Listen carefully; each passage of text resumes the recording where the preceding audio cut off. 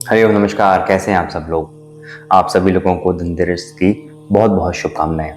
धनतेरस का दिन है, आप सब लोगों ने अपनी पूजा अर्चना तो कर ही ली होगी। हमारा वीडियो थोड़ा लेट पहुंच रहा है आपके पास में, उसके लिए हम क्षमा चाहते हैं। थोड़ा सा व्यस्तता आजकल जीवन में बहुत ज़्यादा हो गई है। धनतेरस के बारे में कुछ फैक्ट्स मैं आपको बताना चाह रहा हूँ। देखिए, धनतेरस का दिन क्यों मनाया जाता है। आज के दिन हमारे श्री हरि विष्णु जी के एक अवतार धन्वंतरी भगवान का जन्म हुआ था। जब समुद्र मंथन में जब अमृत प्रकट हुआ था तो अमृत कलश लेके धन्वंतरी भगवान आए थे जी। और आज हमारे देश में जो है आयुर्वेद दिवस भी मनाया जाता है, क्योंकि हमारी भारतीय संस्कृति में सबसे ज्यादा बड़ा धन जो माना जाता है वो स्वास्थ्य को माना जाता है।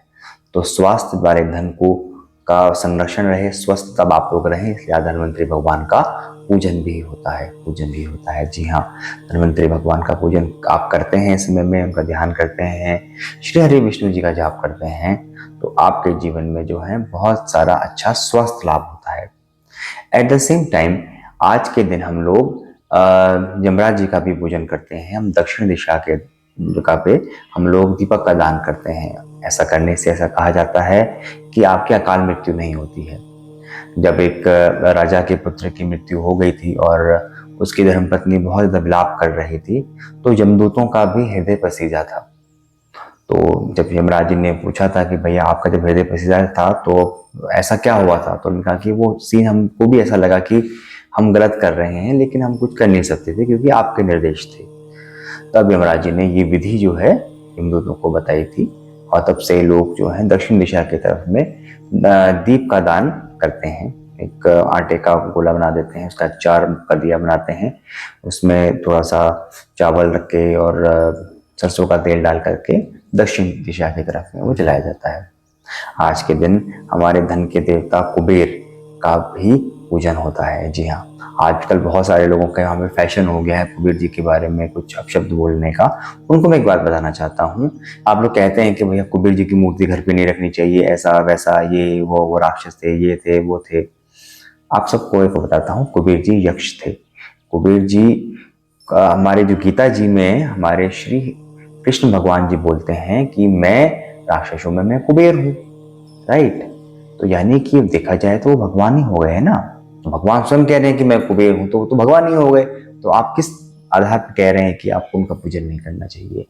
कुबेर जी को शिव जी के द्वारा एक वरदान प्राप्त हुआ था। जब उन्होंने वो गए तो किसी और काम से थे मंदिर में, लेकिन शिव जी ने कहा कि भाई आपने जो है दीपक जलाया है, दीपक की रक्षा करी है, तो मैं आपको आशीर्वाद देता हूँ कि आप धन के अधिपति बन जाएंगे। और तब से कुबेर जी जो है धन के अधिपति बन गए। ऐसा कहा जाता है कि तिरुपति बालाजी में जो आज की डेट में जो पैसा चढ़ाया जाता है वो इससे चढ़ाया जाता है क्योंकि एक बार श्री हरि विष्णु जी ने कुछ धन लिया था हमारे कुबेर जी से, तो वो पूरा नहीं हो पाया था। तो तब से जो है सभी लोग जो है उस धन की पूर्ति करते हैं। एक बार शिव जी को भी धन की जरूरत पड़ी थी, तो उन्होंने भी कुबेर जी से ही मांगा था। और रुद्राक्ष में हम लोग हमेशा कहते हैं कि 21 मुखी रुद्राक्ष जो होता है वो कुबेर जी का घोतक होता है। यानी अगर आपके पास 21 मुखी रुद्राक्ष है तो आप समझ लीजिए आप पे कुबेर जी की पूर्ण पूर्ण पूर्ण कृपा है। तो आप उनका पूजन करें। और आपको मैं बेस्ट तरीका बताता हूँ, रेमेडी बताता हूँ। आप सब लोग बहुत तरीके से पूजन कर रहे होंगे, हर तरीके से चीजें कर रहे होंगे। आप आराम से बैठें, अपने गुरु मंत्र का ध्यान करें। आप 11 मालाएं, 12 मालाएं, जो भी मालाएं आपको लगती हैं अच्छी, 2-3 मालाएं भी कर सकते हैं, ऐसा कुछ जरूरी नहीं है।